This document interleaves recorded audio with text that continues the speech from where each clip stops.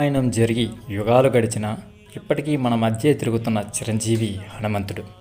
శ్రీరాముడు వైకుంఠానికి వెళ్ళే సమయంలో హనుమంతుడిని ఈ భూమిపైనే ఉండి రామనామ స్మరణ చేయమని కోరారు. మరి హనుమంతుడు ప్రస్తుతం ఎక్కడ ఉన్నారు? ఆయన ఉనికిని చాటే ఆధారాలేంటి? ఈ వీడియోలో వివరంగా తెలుసుకుందాం.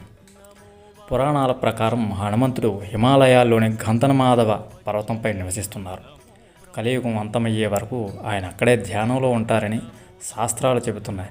ఇక్కడ విశేషం ఏంటంటే, శ్రీలంకలోని కొండ ప్రాంతాల్లో నివసించే మాతంగ్ అనే గిరిజన తెగవారు ప్రతి 41 సంవత్సరాలకు ఒకసారి హనుమంతుడు తమకు దర్శనం ఇస్తారని నమ్మకంగా చెబుతారు. వారు హనుమంతుడికి సేవలు చేస్తూ ఆయన చెప్పే రహస్యాలను ఒక పుస్తకంలో రాసుకుంటారట.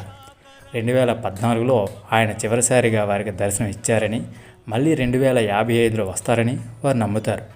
ప్రపంచవ్యాప్తంగా చాలా చోట్ల హనుమంతుడి పాదముద్రలు అని పిలువబడే భారీ ముద్రలు కూడా ఇప్పటికీ కనిపిస్తాయి. అంతేకాదు, ఎక్కడ రామాయణం పారాయణం జరిగినా, అక్కడ రామనామం మారుమోగినా అక్కడ హనుమంతుడు అదృశ్య రూపంలో కూర్చొని వింటారని మన పెద్దలు చెబుతుంటారు. అందుకే హనుమంతుడిని కలియుగ దైవం అని కూడా పిలుస్తారు. హనుమంతుడి అపార శక్తి, భక్తి మనందరికీ స్ఫూర్తిదాయకం. మీరు కూడా హనుమంతుడి భక్తులైతే కామెంట్ బాక్స్లో జై శ్రీరామ్ అని రాయండి. ఈ సమాచారం మీకు నచ్చినట్లయితే వీడియోని లైక్ చేసి మీ మిత్రులకు షేర్ చేయండి. మరిన్ని భక్తి విశేషాల కోసం మన ఛానల్ని ఇప్పుడే సబ్స్క్రైబ్ చేసుకోండి. ధన్యవాదాలు.